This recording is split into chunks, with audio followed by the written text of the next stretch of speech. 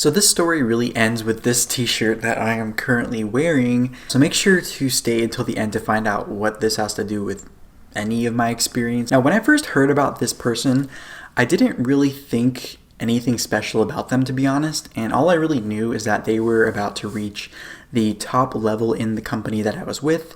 And I was still new at this point. So I was just thinking, wow, that's pretty cool. They're getting to the top. It's possible. But then days after they reached that top level was really the first time I was actually on a team Zoom call live, one of those infamous team meetings that you see probably floating around and being reacted to, whereas I was actually put on the spot for the first time and speaking on a meeting about my involvement with this company as a male college student, because I was actually one of the few men on the team at the time and probably the only one at that point. Most people embraced that, but this person didn't really have that same feeling, or was just kind of blah reaction to it. But then she was given the floor to kind of inspire the team to reach for that same goal. But it always turned into, or at least I realized this going forward, it turned into always stories about her full of me and I, even though many times once people got to the top of the company, they usually turn their attention to kind of helping others get there as well, or at least emphasize the fact that they didn't get to the top alone. My first time actually hearing this person talk on a meeting didn't live up to the hype that I was seeing other people kind of pour into her. And this becomes a recurring theme actually with this person when others talk about her, because on other training calls and other opportunity calls, some of the first things people would say about her is that when they first met her, that she was late to the event and they weren't impressed with her when she walked in the door. But this does support the idea that really anyone can technically be successful in an MLM, but not everyone is a leader in an MLM, because something that is often mixed up a lot when referencing each other in these companies is just because someone is your sponsor or upline or has a team or whatnot, they call them a leader. And I don't like to throw that word around lightly, because I feel that title of leader is earned and doesn't necessarily have a time frame or a title or a monetary value attached to it in most cases. And I feel it is something that needs to be earned outside of a lot of things that can be artificially enhanced. But after this moment was when actually a huge growth happened on the team. And mind you, this person is an upline of mine, but not my sponsor. But in this period of growth, there were people earning the white Mercedes seemingly left and right for a few months, which leads us to the next part of the story, which is the infamous car party. So my sponsor and I arrive at this car party, which, if you don't know, is an event where distributors at a certain rank are handed the keys to a car, different cars for different companies, but this happens to be a white Mercedes is the thing. Right? That could be a whole other video topic. And these events are really used as marketing tools for the multi-level marketing company to push kind of the glamorous, positive dream lifestyle to kind of surround people or engulf people in the experience to hopefully get them to buy a product or join or plant the seed for future growth in the company. And so this event was the first time I'd be meeting a lot of the people who I had previously only connected with virtually, and including the said person I've been talking about who lived in actually a different part of the state. And up to this point, everyone I'd met in person was really nice and really welcoming. So I thought maybe, okay, this person would be different if I met them face to face. So we walk into the venue. And as you walk in, there's all of these cars, white Mercedes, different models and whatnot, lined up and parked in front. We have the ones from people who have already earned them, and then the newest people who have earned them are person. And we enter, and it almost looks like a wedding, except for the fact that the most important people, meaning the people being honored, which I would think would be like a bride in the wedding, are not wearing white, but they're actually the ones wearing red. The uplines, including the person I've been talking about, were all wearing black. And then the teams, or the downline, success line, whatever you want to call them, of the people earning the cars were wearing white. So it was a very interesting look and dynamic here. So we were just hanging out, talking to people we've met, or we haven't met before rather, and everything is going fine. And then this person that I've been talking about starts walking our way, and we were kind of positioning ourselves to to where they would have to see us because we wanted to meet them because we had met them before. And she almost walks right past us, almost like we were just some random people who accidentally stopped into this party, some random place.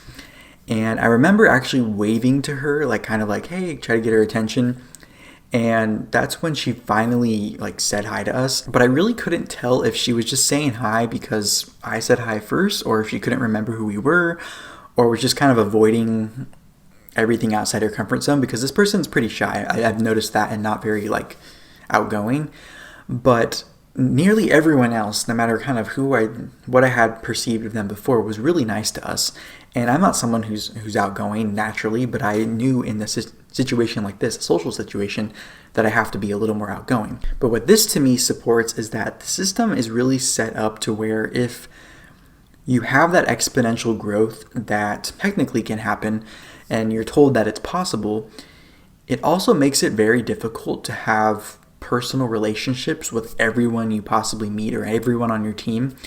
And so to me, the most realistic approach to having relationships in these companies is with your sponsor and with the people you sponsor and your clients. To me, that's like the most realistic relationships you can keep and maintain. And even that is kind of a lot at some point if you start building a lot of clients.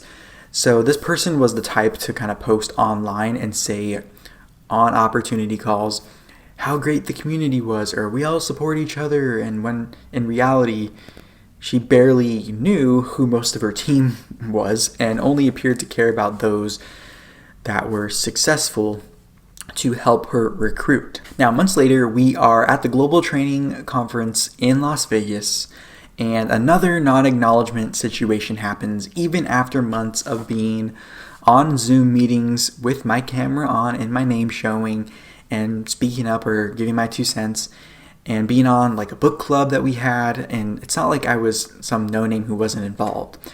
And even though we helped her technically get to the top level, for her to be walking on stage for recognition at the conference, she still didn't really acknowledge us that much in the big group. And then when we would show up early to some of the events, because many people actually would show up perpetually late, she and her group her little clique had the audacity to come try to get us to move seats even though we had gotten there first, because apparently she thought she could just snap her fingers and control whatever we do.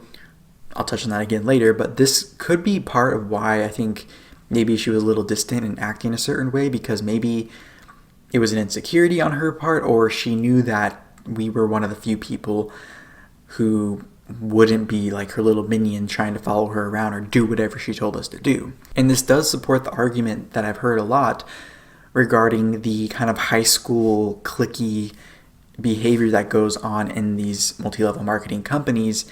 And we weren't having any of it, so we just kind of stayed where we were. But what's interesting is this same seat situation came up again about 6 months later at one of the regional training events where me and my upline and our team that was there, we had another upline in between this one I'm talking about, and they basically abandoned us to go sit with the other girls. And it was kind of this, they always put this quote out there, you can sit with us, in reference to you can't sit with us, like the Mean Girls quote. But really, it's funny because it's almost the complete opposite. Or they say you can sit with us, but if you don't sit with us, then we don't consider you part of the group or whatnot. But at this point, my sponsor and I were kind of doing our own thing. We were seeing the same patterns happening over and over again from behavior from this person and some of the people that she was hanging around with, because if we were hanging around with them, they would always be with her. So we kind of just distanced ourselves, and we were now in the point where we were leading up to where this t-shirt kind of comes into play. So now we are at the end in the story. We are at the end of 2019. And so this is when we signed up for the next global training conference, which was supposed to be in Las Vegas again in April 2020. Of course, not knowing what was about to happen in the world. And things were going the same as before. So then we actually enter 2020, and we are setting the tone as a team, just as everyone, for the conference.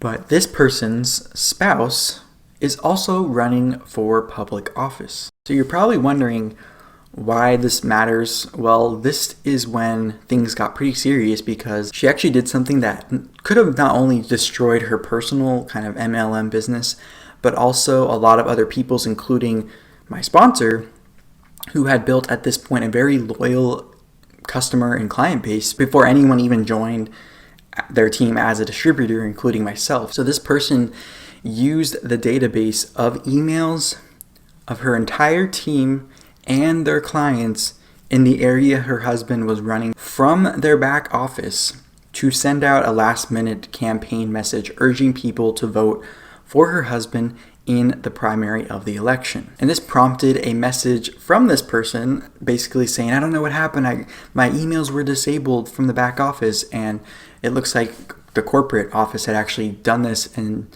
as a kind of a punishment for her for sending emails from her back office in mass that weren't business related. And I believe that someone from her team actually reported this behavior. And I do know that a lot of people, or I heard some stories that people and their clients were not happy with these political messages being sent to their emails when they thought they would only get like confirmation emails of orders, or from an email from the person that who their distributor is, or their upline, or their sponsor, whatever it is. And I think corporate, it is very easy for them to spot this because this person used the company's infrastructure to carry out this action. So it wasn't like it was done on a social media platform or on like third-party platforms and services. I filed this incident under the criticism of the structure, which is built in a way to be able to market basically anything to the team outside of the products offered by the MLM. And I'll let you decide if you think it is wrong or right, but it does lead me to what this t-shirt has to do with anything. So it is early March 2020 now. The spouse did not move on to the general election from the primary, and at this point, I believe we had already bought these shirts to wear on the first night of the global training conference in April, and everyone in the downline of the top earning person in the company were going to be wearing this shirt to kind of symbolize our team camaraderie. And we did something similar the year before, and I thought it was kind of this cool thing to have to remember the event and have a memento. And it was pretty much set in stone at this point, and there was no word of any other plans shirt-wise. Basically, I had an agreement that that's what we were doing. And these shirts were not refundable, and they actually arrived in March before this next thing happened that was not cool. And this was right before things started shutting down and going virtual. So this person, and I don't know who else, decided to then create a different shirt of their own as our team shirt.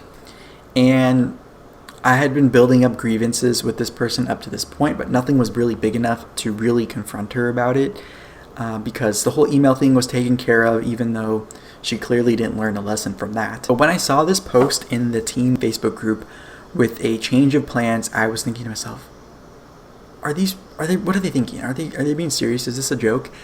And so I commented on the post in the Facebook group, basically, who's going to refund us for these shirts we already bought, since the website we bought them from said there's no refunds. And I wasn't going to show up to the team event wearing the shirt when everyone else had a different shirt on. It just doesn't make any sense, especially if it's not my fault. So when I didn't get a response, I went to her Instagram and I commented on her latest picture at the time, which basically, ironically, had an easel board like quote with the little letters you can push on there.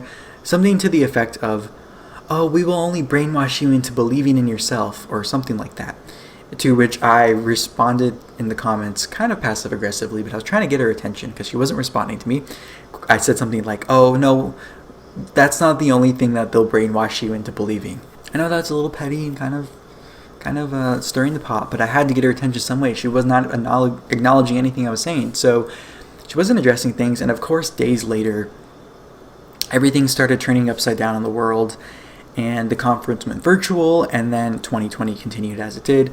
But what I found out later was that apparently that new shirt never even arrived for a lot of people either. A lot of it was due to because the shutdowns locked up the entire supply chain, and a lot of fabric manufacturers were converting their warehouses and their factories to making face coverings. So there's that. But why does the shirt even matter? Why does it matter to me so much?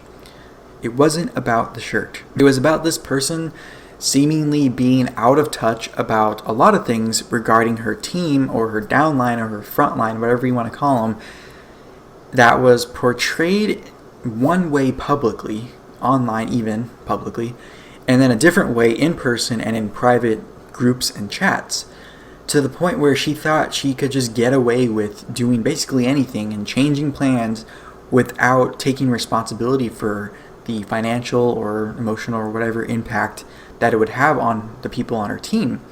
And she thought that it would be something everyone would just go along with without questioning it, kind of like a cult, which was something I was not going to do, especially at this point when I had built up all these things that I wasn't saying anything about, and I just finally got to the point where this shirt was kind of the straw that broke the camel's back, the shirt that broke the camel's back, if you will. So there's tons more I want to talk about regarding my time in an MLM and my thoughts on MLMs in general, so make sure to stick around until the next one to see more. But if you'd like more MLM related content from me, make sure to tap or click the screen next to me. This is Nick Zangl signing off, and I will see you in the next one. Bye-bye.